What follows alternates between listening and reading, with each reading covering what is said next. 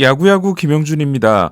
지난 12회 때 구단주들에게 된통 당함으로써 작금의 사태를 불러온 메이저리그 선수노조 위원장 토니 클락은 메이저리그 역사상 최장신 타자입니다.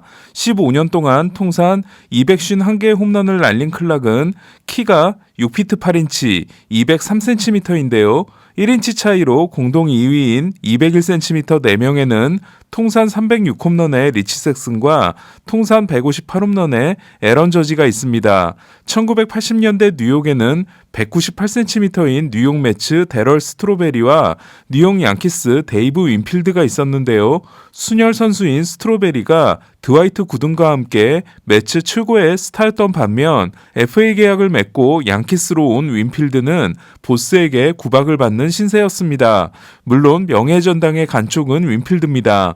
지난해 양키스는 신기록을 하나 세웁니다. 아니 틀림없이 신기록이었을 겁니다. 8월 3일 볼티모어와의 경기에서 201cm의 저지가 3번, 196cm의 갈로가 4번, 198cm의 스탠튼이 5번 타자로 나옴으로써 세 타자의 신장 합계가 595cm에 이른 겁니다.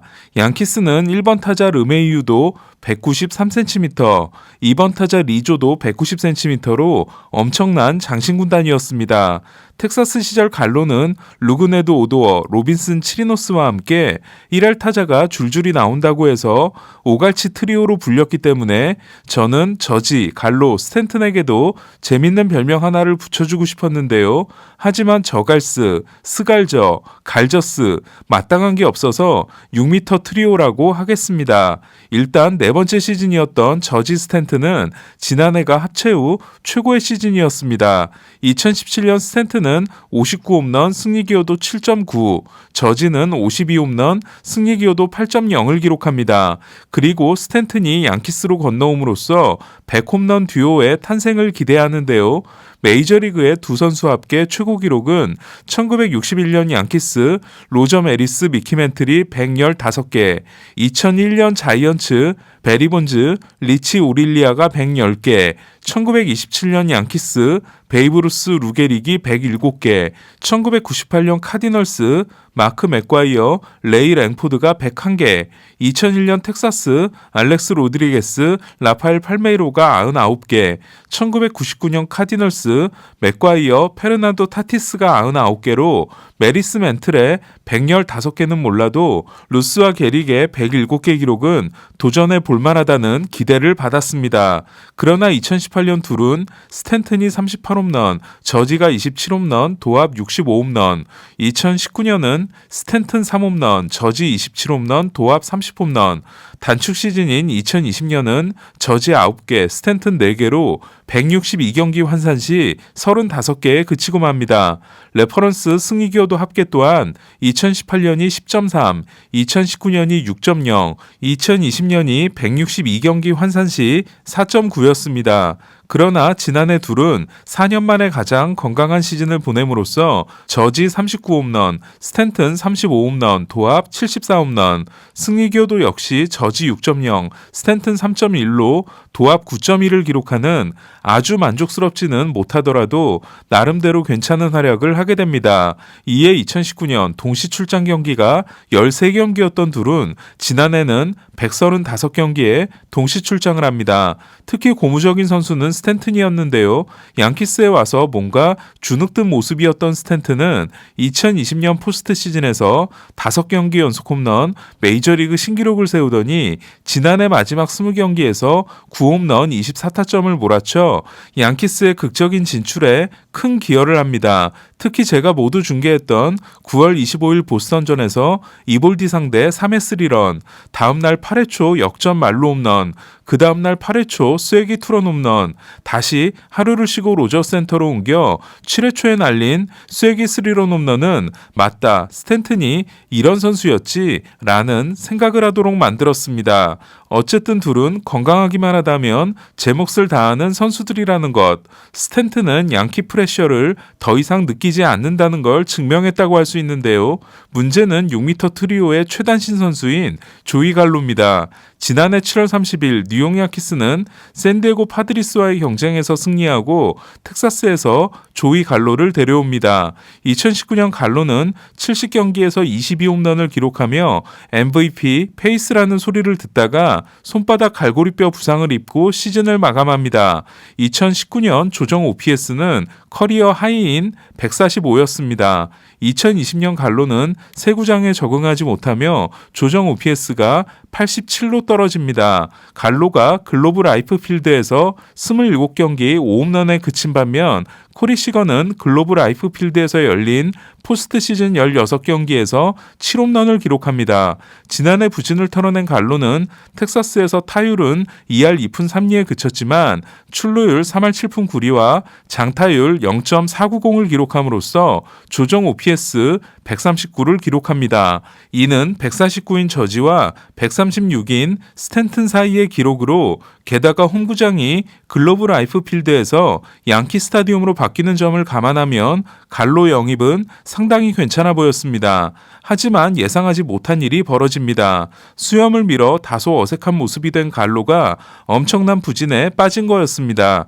양키스에 합류한 후 갈로는 텍사스 시절 2할 2푼 3리였던 타율이 1할 6푼으로 3할 7푼 9리였던 출루율이 3할 3리로 장타율이 0.490에서 0.404로 폭락합니다. 이에 조정 OPS는 93으로 떨어지고 선구안까지 무너지는데요. 그렇다고 홈런을 많이 쳤느냐? 그것도 아니었습니다.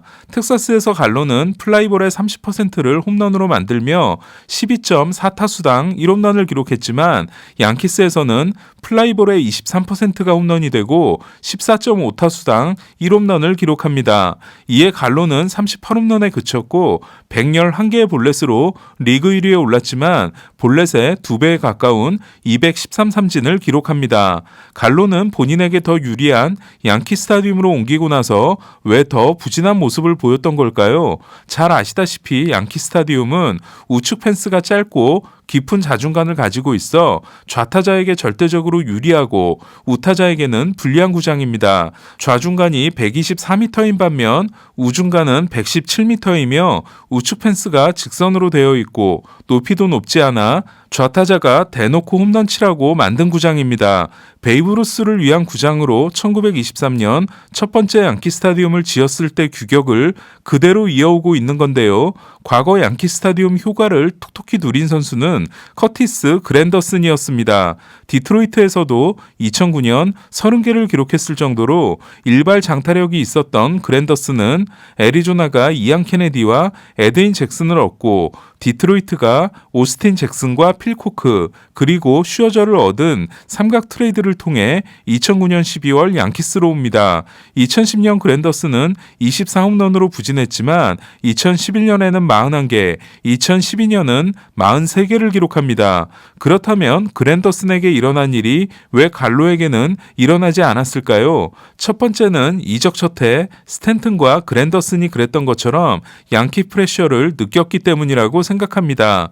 텍사스에서 벨트레가 은퇴한 후 클럽하우스 리더의 대접을 받았던 갈로는 양키스의 엄격한 분위기가 어색하고 또한 큰 부담을 느꼈을 것으로 보입니다. 그렇다면 2년 차인 올해는 적응하는 모습을 보일 가능성이 높습니다. 하지만 저는 그보다 더 직접적인 요인이 따로 있었다고 생각합니다. 갈로가 구장을 너무 의식했다는 겁니다. 갈로는 타구 속도와 하드히트 비율의 차이가 아주 크지 않았던 반면 양키스로 오고 나서는 극단적으로 당기려고 했으며 극단적으로 퍼올리려고 했습니다. 이에 타구의 방향을 보면 텍사스에서는 좌측 24%, 센터 34%, 우측 42%였지만 양키스에서는 좌측 19%, 센터 32%, 우측 50%로 잡아당긴 타구의 비율이 50%를 넘게 됩니다.